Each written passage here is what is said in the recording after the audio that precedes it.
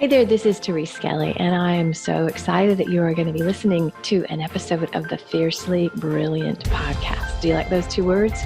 Fiercely Brilliant. My hypothesis is that you are here for a reason. We all are. Our souls have led us on journeys that have very often taken some twists and turns, and sometimes it's not pretty. Sometimes there's struggle and there's loss and there's challenge, and in the middle of that, there's always a way out. And it's those times that often lead us into our great life and work. So you're going to hear stories in these episodes of myself and other beautiful people that share the journey. They share how they got to the place where they're standing, working in their brilliance, and being the powerful leaders that they are. So stay tuned and enjoy this episode. Hey, this is another episode of the Fiercely Brilliant podcast with Therese Skelly. And today's episode is going to be a really, really special one. I have known this guest her whole life. This is my cousin, Bridget Costello. And I invited her to share her story because it's one that hopefully you've never had to live through. It's a story, and I'm just saying this could be a 2 Kleenex alert. This is a story of loss and then moving on with your life. And so I'm so happy to have you here, darling. The show is about showing how you can live in the midst of loss, beyond loss, in spite of crazy things happening. And it's called the Fiercely Brilliant podcast. And you live fiercely brilliant today. I know your journey, and you are living a beautiful life. You have a beautiful family. So why don't you just start telling us like what you do today and what you love about it? Well, thanks, Therese, cousin. It's really nice of you to have me on this show and to tell my story. But so I have been in the nonprofit world for the last 33 years, actually. So it's been a really long time. Yeah. And so I've served all kinds of nonprofits throughout the Valley. But currently, I'm the Director of Development for Free Arts for Abused Children of Arizona. And I'm also my husband and my family and I, we head up a foundation called For the Love of Conor, which we established after we lost our son about 13 years ago in 2008. So those two things keep me busy, but I'm also the grandmother of 5 grandchildren, 4 granddaughters. They're so adorable. Oh my God. What's so crazy is 5 years ago, my daughters were married. And so in 5 years, we've had 2 marriages and 5 grandchildren. So boom, boom, boom, boom. And they're beautiful. They're beautiful girls with great husbands. Like you have, good. Yeah. But I know life wasn't always easy. So do you want to just start by telling the story of Conor and his life and anything you want to share? Yeah. And that's what's incredibly hard is that my life was really easy. As you know, we came from this tremendous Irish Catholic family that was full of fun and joy and laughter and certainly challenges, but my life was easy. And the sky was the limit, and at 19, I went away to college, very innocent young Catholic girl, where my dad, said, try and be a good girl. Didn't quite know what that message was. So lo and behold, a really cute young man that I met in my acting class. We were friends, and one night I went too far, and we woke up, and I was like, wow. And I was the type that I wasn't going to mess around if I didn't love the person, and so that was it. It was just the one night, but it absolutely changed my life. And being Catholic, and I don't even think really being Catholic has anything to do with it anymore for me. It's just I was able to give this life because of my family, and so as a woman, I, wanted to affirm that. And so I brought Conor into the world. And, when you have a situation like that, you're like, wow, I'm making a lot of challenges and a lot of sacrifices to have this baby. You expect them to be president or, grow up to be, some tremendous athlete or some diplomat that's going to solve the world's problems, And he was capable of all of those things. And there was some shame surrounding it. I remember the day I had him in the hospital, the nurse, she must have thought I was like 16 because I looked really young. Right. But she was very demeaning and very rude and awful to me having this baby, so, and that's 1984. So I would say like my life probably would be different if I had that baby today. Right. And so would his life, because we know that they absorb all of that. So anyways, but I had this baby, my parents were fantastic as far as letting me get through college and providing the support I needed to raise Conor. And 3 years old, I was pretty much on my own and teaching. And I had met a wonderful man who's still my husband of 32 years. And life was going. And then when he hit about 6th grade, he fell into addiction. Really, not anything huge at the beginning, just little stuff, trying pot here or there. He was always kind of crazy.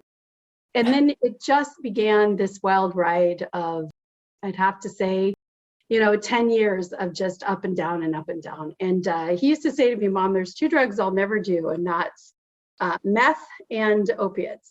But they get to the point that their life gets so shattered that there's nothing left to do but those, and I don't know if he ever did meth, but he really fell into the opiate crisis that we have in our country. So at 24 years old, he had probably had 6 overdoses where he would go into a doctor's office and he would get prescriptions of hundreds of opiates, and he'd take them, and then they'd end up back at the doctor's in the hospital trying to revive him back to life. And so it was this tremendous, through high school, we had some successes. We sent him to a program in Montana, and this is how dynamic he was. There was 300 kids in this program, because we kind of were like, it was kind of like parent jail that you sent them to. Right. Because I was like, you have to get a degree and you have to, be alive at 18. Yes. Like 2 premises, So he did. He got the degree, but he convinced them to go down to the local high school so he could play football. And he was the only kid that they allowed to do that.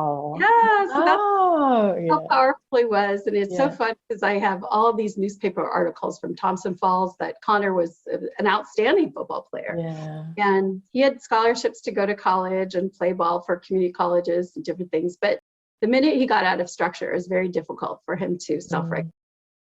So I know so much more about addiction now that I didn't know then. And we know so much more about opiates that we know that I didn't know then. But after years and years of this, he became very sick, and he went to rehab one last time. And that time he sincerely wanted to go for himself. And he was 24 years old.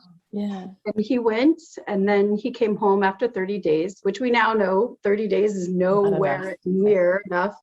And he came home and he used once and he died. And so that was a tremendous tragedy for our family, and the impact that it had on us and me as a mother. And, but I think for me and, our grandmother, I had this one visit with her, and I always look back and I think, and this is why I think it's very important for women to tell their story, because our grandmother shared the story of losing her first baby. And she said the way that she got through this was, it was terrible, that she lost this first child to whooping cough. And she said the way she got through it was people kept asking her to do things. So even the local guys who'd go to the bar come by and pick her up, and she'd go betting on the horses. Probably feeling like she wanted to die because she was so grief struck. Yeah, she got herself out, right? That's what she said. No, she said, I just said yes to everything. Yeah. And at the time, I was 16 when she told me that story, and it didn't really mean anything to me, And she said, slowly her grief lifted, and then your mom came along, and she said, she was blessed with more children. And so when this happened to me, those words resonated with me and just stuck with me. And I said, I am going to say yes to everything that comes along, because I feel like it will lead me to him, and it will also, in the meantime, sustain me. But I had people descend on my door that literally carried me, best friends. Just that were there and were there for me. And then as the grief lifted, I think when you have a child and they're gone, the one thing that I think is, and this, having lost your parents and lost your husband, the world is going on, and you're right. Wait, what's somebody significant left this earth today, and yet people are still driving and walking and going to work. But you're like, the world is not going to be the same, right? Yeah. So for me, I wanted his legacy not to be about being a drug addict, but to be about the powerful person that he had the potential to be that got lost in the disease, So that's why we started the For the Love of Conor. Right. And because I've always worked with children's charities and schools and organizations, I really felt like God led me to these different charities to, choose and to honor them in this profound way. So it's been a really great journey. And for me, like having his legacy be remembered every year, and now we're coming into the 10th year of the event. And, it's just been a really healing way for me to still say he still exists and he's still doing work on this earth, Okay. We have a lot to unpack. Yeah. Okay. Well, thank you for telling this story. And anybody that's listening as a mother is like, how the hell do you survive that? And so I just want to start, we'll get there, but I just want to start at the beginning.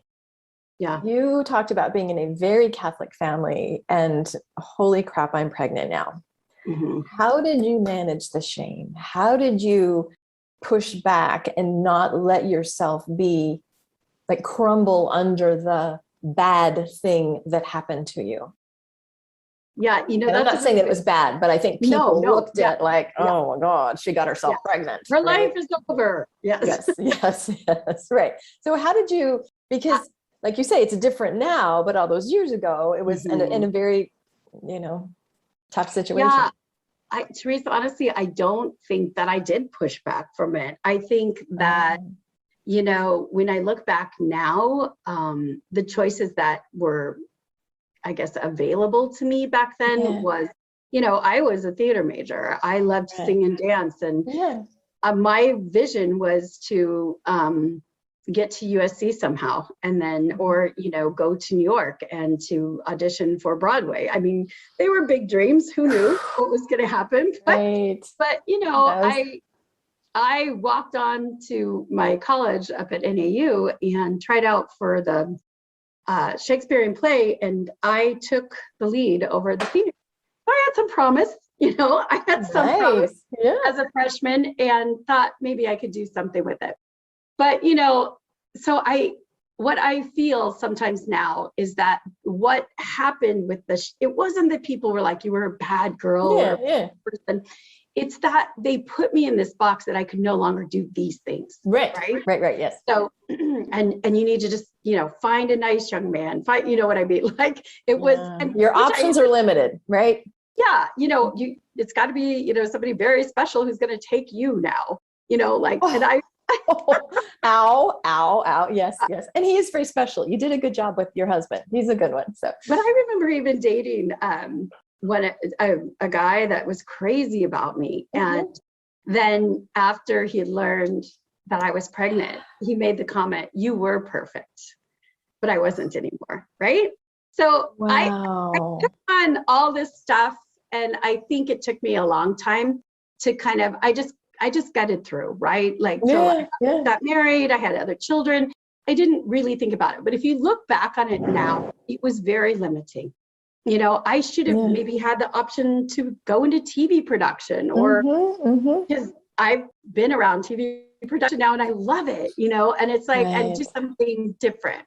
But I think, I don't know, God always has a plan for you where you're going. And 100%. Yeah. Great. So I'm happy where I ended up, but I'm not sure that I did have strength really to push back from it. So. Well, like you say, your God knew. Well, I want to talk about, and I don't want to make it the legacy, but I remember being at the funeral because we all knew he had died of a drug overdose, right? And I remember you stood up there and you said, look, we're going to talk about this. Right. Because I don't want any of you dying. And so talk about, because that was how many years ago? Now it's talked about. Like my son, John, who is 22, he's probably had 10 friends overdose. Like now it's, but back then it wasn't as prevalent. He was at the beginnings of the opiate crisis, right? And people weren't talking about it. It was the family, and I was so impressed that you were like, no. And so isn't there stories of like his friends getting choked up? His friends that because Conor sacrificed himself, his friends changed. So why don't you share some of that? Yeah, I mean, I really think because, there were 13 grandkids to my mom and dad. Yeah. And now there's 12. And I can very happily say that none of them have fallen into addiction in any capacity. And I think that experience of losing a cousin had a huge impact on them, as well as I've had even more distant cousins tell me that it made a huge impact. We've had friends tell us that, people are getting sober in Conor's honor and legacy. I had a friend this year that went into rehab, and an older, 40-year-old woman, and really suffering. And she said, "I am doing this in honor of your son." And so, I think by telling my story, number one, there's not a family on this earth that hasn't been touched by addiction in some capacity. Right. And, maybe not to the tragic loss that we have, but I think, my prayer for Conor at the end was, God, either heal him or take him, because the addiction was ravishing our family, right? Yes, yes. So I felt really compelled that day to say what an amazing person Conor was, but also to give this kind of lesson to families of, we hear you, we're there with you, we know it, and that there could be hope and opportunity for them. But I mean, I don't know how I did that. I just decided. I remember saying, a lot of times mothers cannot speak at the funeral, but if I don't speak, you will be gone, and I won't have an opportunity to share with you my thoughts about my son. So that's why we made the decision. But I was really more impressed with my girls. Yes. The decision that they made to honor their brother and to celebrate his legacy. Yeah. So very often, very often when there's a death in a family, and it was a sudden, I mean, you knew he was at risk and you'd had the overdoses, but he didn't have cancer and languish for a year. It was a sudden death, right? And very often when that's a situation, it can tear families apart. Yeah. And so how was it that you and Al and the girls, that you're still married and you have very healthy, beautiful, like, did you ever get the fractured experience? And then how did you choose to come back and stay as good as you are today? I think that was part of what I had to do, because my girls were 14 and Tara it was the week before she entered her first day of college. And so we actually walked her to the college door. So our first instinct, like I said, you want the world to stop, right? Sure. I want to quit work. Nobody wants to work. Nobody wants to go to school. She shouldn't go to college. And then it's like, no, they need to keep living their life. They need to keep doing this, for themselves, but also because they are healthy, fabulous young people. So my role was to keep the family going, right? And so I just, Kaylee had a very hard time. She didn't go to school a lot for the first couple months in the mornings, and then she'd get up but we sought counseling. Tara went to counseling. She found somebody who she really liked. Kaylee was a tremendous athlete, and I think she sought solace in a lot of her, both the girls were great athletes, but I think she sought solace in some of the more physical activity. Al and I, we grieved in very different ways, and I could definitely see how this could tear a marriage apart, because you want that person to lift you, to hold you, right? And they're not capable because they're in their own space. Some people not, right? So we kind of, I honestly have to say that as a family, we did quite a few things to kind of stay together and to kind of just heal, vacations and different things like that. But as a couple, I think we just gave each other the space we needed to be able to find where the other side, and didn't put the pressure on the other person to heal me or to heal, and there could be, because there's blame, that people can give to on all different sides, and so including, I blame myself, for a long time. And one of the things that I did was in the healing process, mediums kept coming to me, and they kept, unbelievable stories of, things that they couldn't possibly have known, except through Conor. It's real. Yeah. Mm-hmm. And so that was very, very healing. And so it was just those kind of things that, again, it was grandma's message. If somebody came to you and said, I have this friend, you should go see them, I would say yes, and I would go. So all of those things helped me to heal and helped our family to heal, because I remember when Conor was really suffering with addiction, and Deacon Herv, who I just love, was at St. Mary's, and he's still at the Franciscan Renewal Center. And he had gave the message of, you have to take care of yourself, and you cannot go down, because when the person who is going down or has gone down comes back to you, you have to be there. Right. So, wow. So I always kept that at the center of me. Like, I cannot go down. Yes. Yeah. Having lived with loss, I get it. You're the one that holds it together. Right. And that takes work. Let me ask you, I know you are a woman of tremendous faith. Mm-hmm. Was there ever a time when you were mad at God? No, wow. I wasn't mad at God. Just more, I still to this day, it's been 13, 14 years. And, my morning walks are my time to cry and think about him. And I apologize a lot, So, but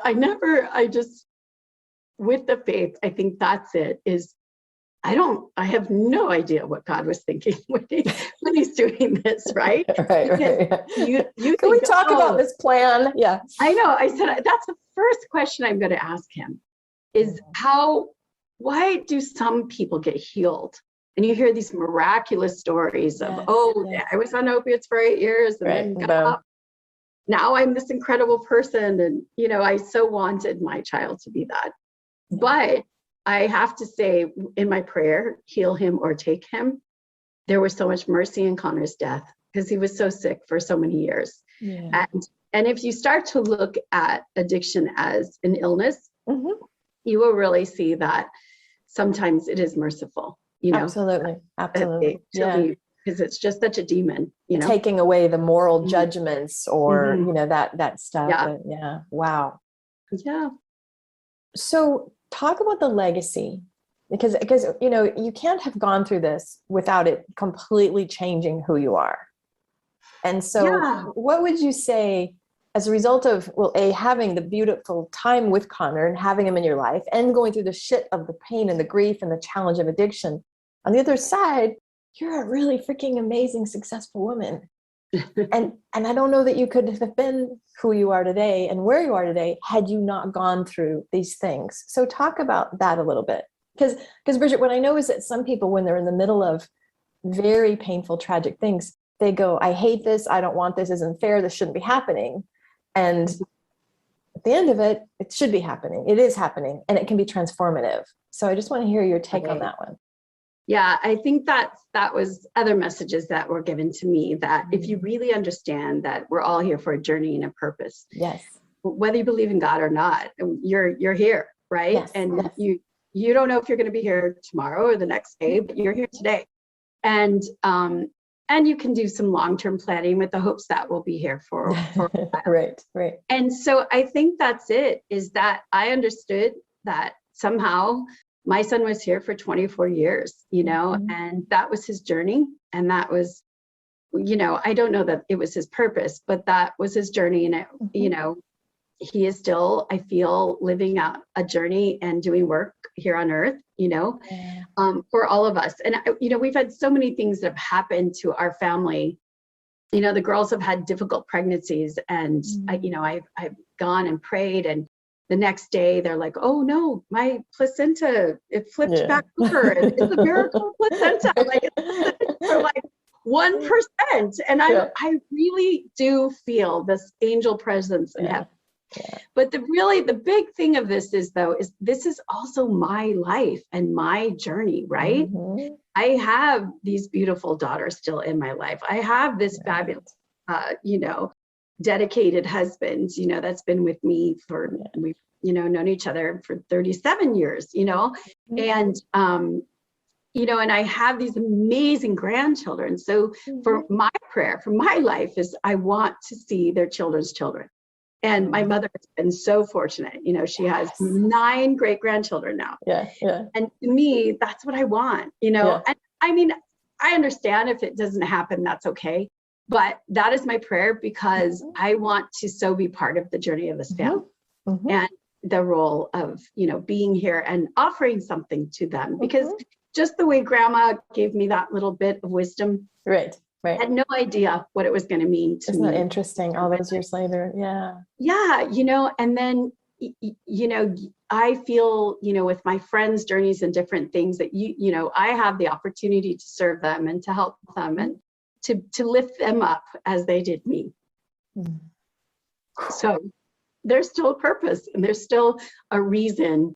And I think sometimes when we get lost in the people we're having relationships with, right? So this man or this woman that I love, and I become completely absorbed in their life and their existence, that's when it's really hard when they're gone to keep going. Right. So you have to stay grounded in what is you, right? So and then the legacy part of it too, I think is, I want it to be celebratory, right? And so when we have these luncheons, this year it's going to be a dinner on his birthday. It's always a tremendous way for me and the family to celebrate him on his birthday.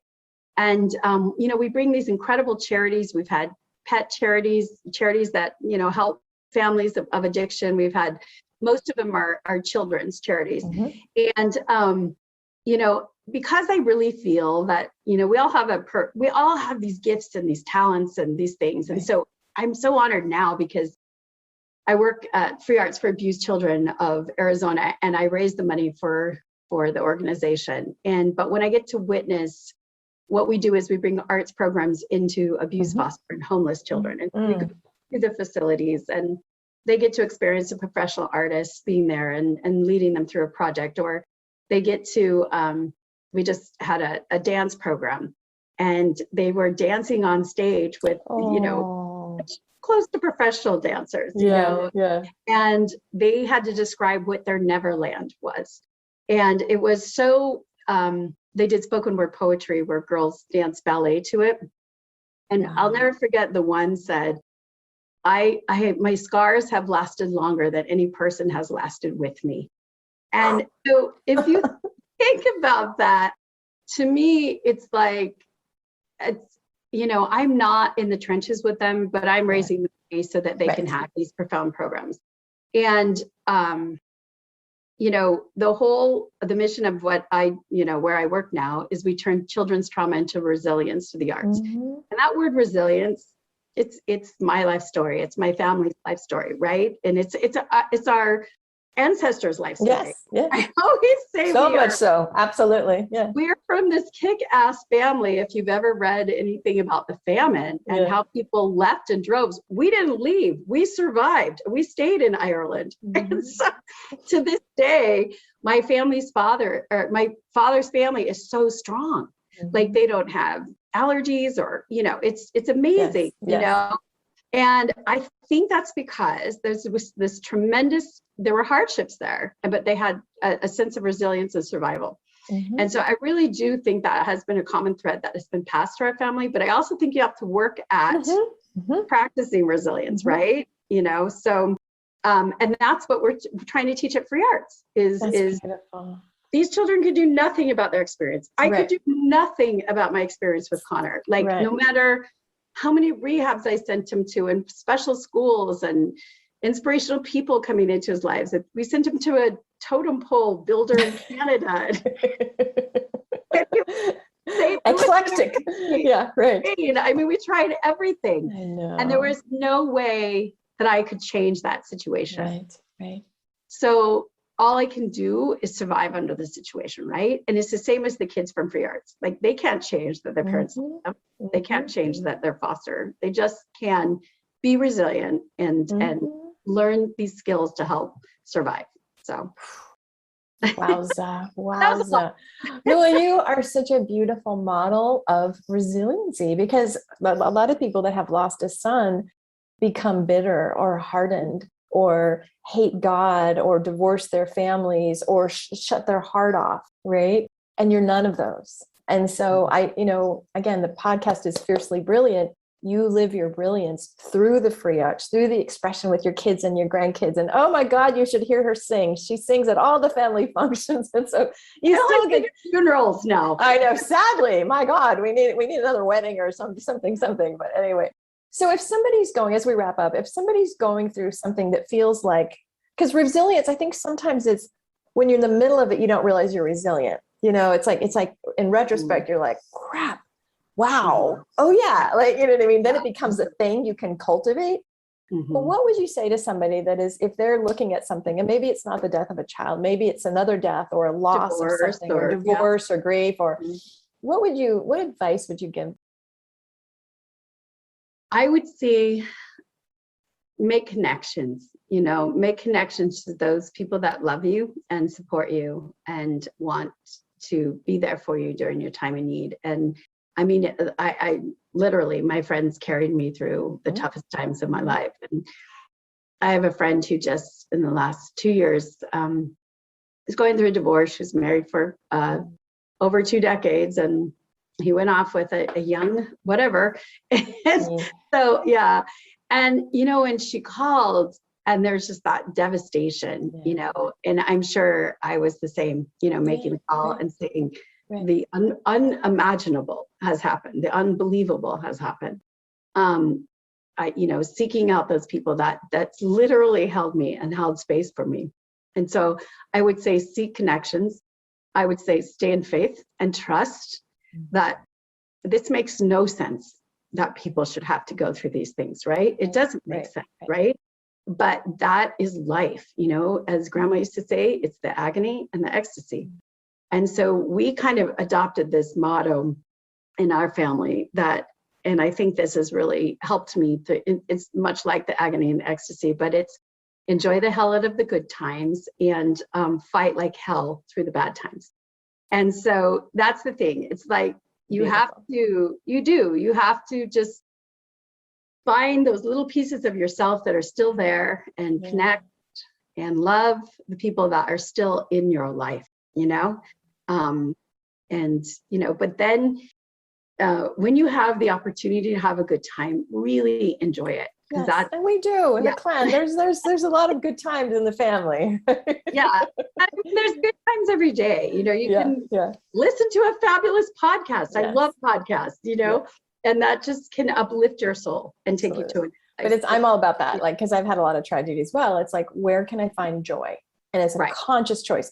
Because you could be sitting there and like, oh, I don't, no, get your ass up, go find it. And what you said connect, but more so because I think a lot of women are like, no, I'm fine. No, I don't need. Yes, you do need. You say yes, even if it's uncomfortable, even if you feel vulnerable, even if you feel like, oh, I don't want to be a bother. Yes. That's old messaging. It's bullshit because people want to hold you and support you and nourish you. And I think one of the beautiful things that I witnessed, my friend who's gone through her tragedy is she keeps making dinner for my mom and for other people because she loves to cook. Yeah. And so she just had my Aunt Nancy, my mom, we all went to the cabin and she cooked for us. And it was such a special and wonderful thing that doing for others, even in your terrible time, right, is really lifted her to a new place. And I think that's just a beautiful testament to resilience and somebody taking their tragedy and saying, I'm just not going to go under, but I'm going to elevate people. So mic drop. All right. So there's Free Arts and we're going to put the links there. It's a local organization. Is that right? Is it local to Phoenix? Okay. Yes. And our hopes are to expand. We actually did expand some with the pandemic. We were able to send some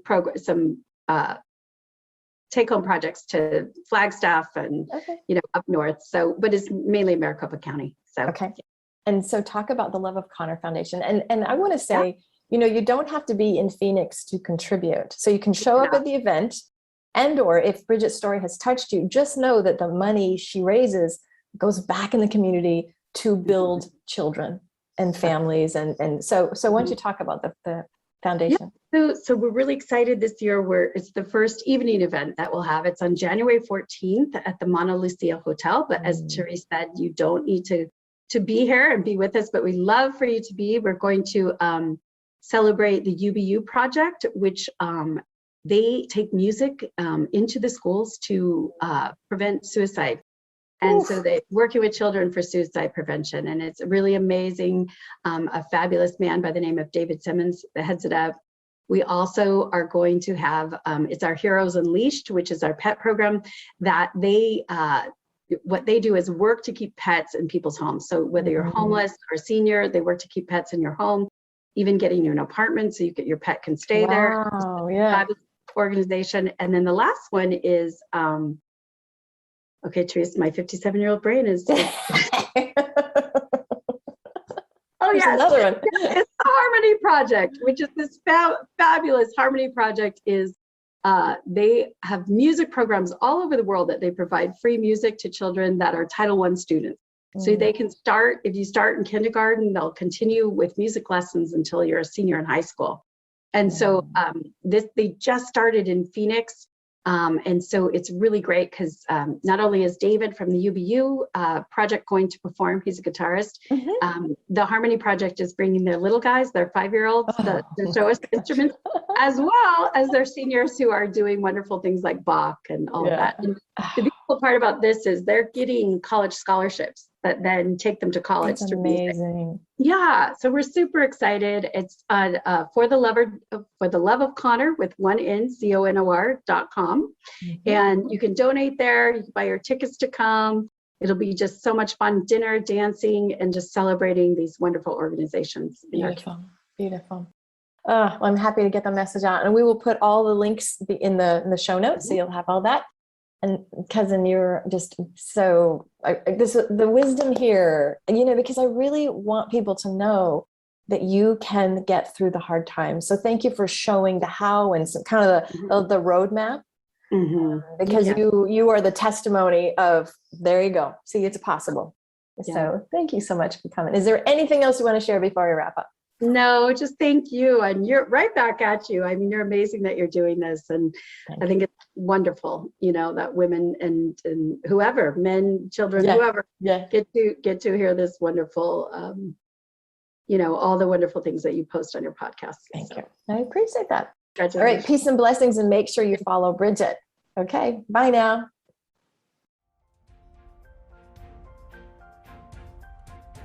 Hey, I really appreciate you listening to that last episode, and I would love to get to know you a little bit more and to get to connect with you on a deeper level. And here's what I suggest. I've got a Facebook group that corresponds with the content of these podcasts. It's called Fiercely Brilliant Women in Business with Therese Skelly.